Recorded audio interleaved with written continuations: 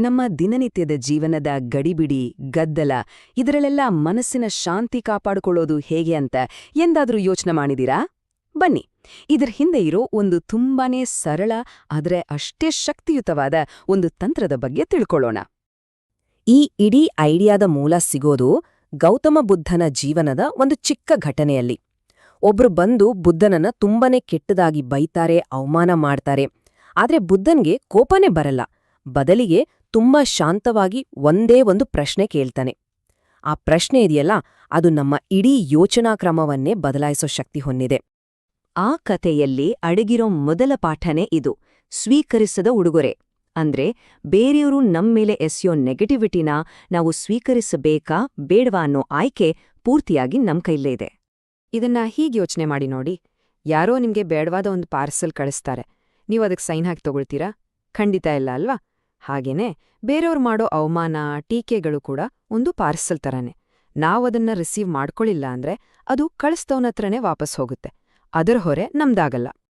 ಹೌದು, ಈ ಐಡಿಯಾ ಕೇಳೋಕೆ ಇಷ್ಟು ಸಿಂಪಲ್ ಆಗಿದ್ರೆ ನಾವ್ಯಾಕೆ ಪದೇ ಪದೇ ಕೋಪ ಬೇಜಾರು ದುಃಖಕ್ಕೆ ಒಳಗಾಗ್ತೀವಿ? ಅಂದ್ರೆ ನಿಜವಾದ ಕಾರಣ ಹೊರಗಡೆ ಎಲ್ಲೋ ಇಲ್ಲ, ಅದು ನಮ್ಮ ಮನಸ್ಸಿನ ಆಳದಲ್ಲೇ ಇದೆ. ಅದೇನು ಅಂತ ಈಗ ನೋಡೋಣ ಬನ್ನಿ.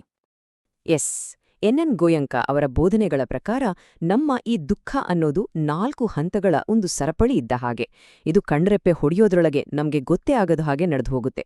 ಮೊದಲನೇದು ಸಂಪರ್ಕ, ಆಮೇಲೆ ಸಂವೇದನೆ, ಆಮೇಲೆ ಗ್ರಹಿಕೆ ಮತ್ತು ಕೊನೆಗೆ ಪ್ರತಿಕ್ರಿಯೆ. ನೋಡಿ, ಆ 4ನೇ ಹಂತ ಇದೆಯಲ್ಲ, ಅದನ್ನೇ ಸಂಸ್ಕಾರ ಅಂತಾರೆ.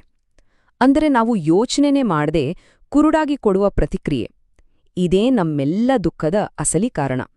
ನಮ್ಮನ್ನ ನೋಯಿಸೋದು ಹೊರಗಡೆ ನಡೆದ ಘಟನೆ ಅಲ್ಲ, ಅದಕ್ಕೆ ನಾವು ತಕ್ಷಣ ಯೋಚನೆ ಮಾಡದೆ ರಿಯಾಕ್ಟ್ ಮಾಡ್ತೀವಲ್ಲ, ಅದೇ ನಮ್ಮನ್ನ ನೋಯಿಸೋದು. ಹಾಗಿದ್ರೆ ಈ ದುಃಖದ ಸರಪಳಿನ ಬ್ರೇಕ್ ಮಾಡೋಕ್ ಸಾಧ್ಯನಾ? ಖಂಡಿತ ಸಾಧ್ಯ. ಅದಕ್ಕೆ ನಾವು ಕಲಿಬೇಕಾಗಿರೋದು ಒಂದೇ: ಪ್ರತಿಕ್ರಿಯಿಸದೇ ಇರುವ ಕಲೆಯನ್ನು. ನಮ್ಮ ಮುಂದೆ ಈಗ 2 ದಾರಿಗಳಿವೆ.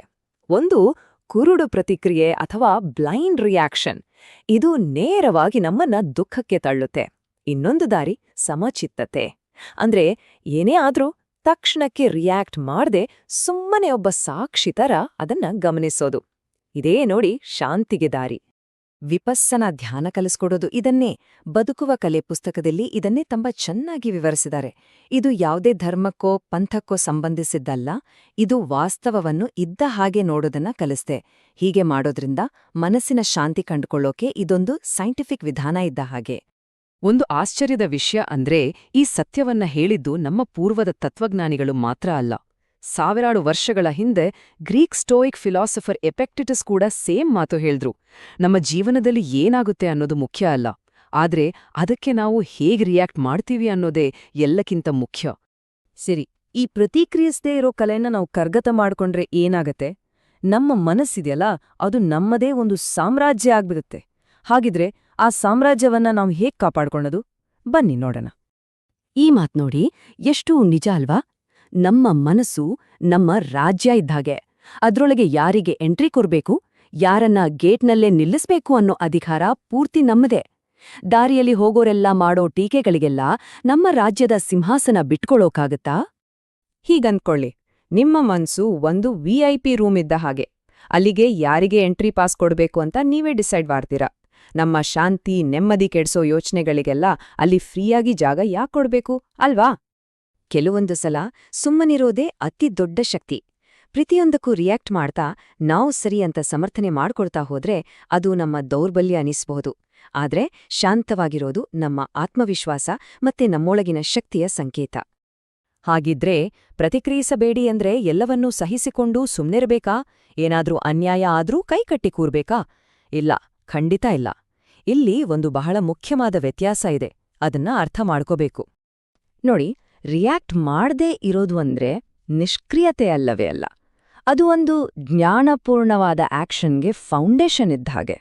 ಅಂದ್ರೆ ಕುರುಡಾಗಿ ರಿಯಾಕ್ಟ್ ಮಾಡೋ ಬದಲು ನಾವು ಪ್ರಜ್ಞಾಪೂರ್ವಕವಾಗಿ ಸರಿಯಾದ ನಿರ್ಧಾರ ತಗೊಂಡು ಕೆಲಸ ಮಾಡೋಕೆ ಇದು ಶಕ್ತಿ ಕೊಡುತ್ತೆ. ಇದರ ಅರ್ಥ ಎಷ್ಟೇ, ನಾವು ಖಂಡಿತ ಆಕ್ಷನ್ ತಗೋಬೇಕು, ಆದ್ರೆ ಅದು ಕುರುಡು ಕೋಪದಿಂದಾಗ್ಲಿ ದ್ವೇಷದಿಂದಾಗ್ಲಿ ಬರಬಾರದು. ಬದಲಿಗೆ ಶಾಂತವಾದ ಬ್ಯಾಲೆನ್ಸ್ಡ್ ಮನಸ್ಸಿನಿಂದ ಬರಬೇಕು. ಎಲ್ಲರ ಬಗ್ಗೆನೂ ಸಹಾನುಭೂತಿ ಇರಬೇಕು. ಆವಾಗ್ಲೇ ನೋಡಿ ನಿಜವಾದ ಬದಲಾವಣೆ ತರೋಕೆ ಸಾಧ್ಯ. ಕೊನೆಯದಾಗಿ ಹೇಳೋದಾದ್ರೆ, ನಮ್ಮ ಜೀವನದಲ್ಲಿ ಶಾಂತಿಯನ್ನ ತಂದ್ಕೊಳ್ಳೋ ಶಕ್ತಿ ಹೊರಗಿನ ಪ್ರಪಂಚವನ್ನ ಬದಲಾಯಿಸೋದ್ರಲ್ಲಿ ಇಲ್ಲ. ಅದು ನಮ್ಮೊಳಗಿನ ಪ್ರಪಂಚವನ್ನ ಅರ್ಥ ಮಾಡ್ಕೊಂಡು ಅದನ್ನ ನಮ್ಮ ಹಿಡಿತಕ್ಕೆ ತಗೊಳ್ಳೋದ್ರಲ್ಲಿದೆ. ಹಾಗಿದ್ರೆ ನೀವು ನಿಮ್ಮ ಶಾಂತಿಯನ್ನ ಎಲ್ಲಿ ಹುಡುಕ್ತೀರಿ? ಹೊರಗಿನ ಗದ್ದಲದಲ್ಲ ಅಥವಾ ನಿಮ್ಮೊಳಗಿನ ಮೌನದಲ್ಲ?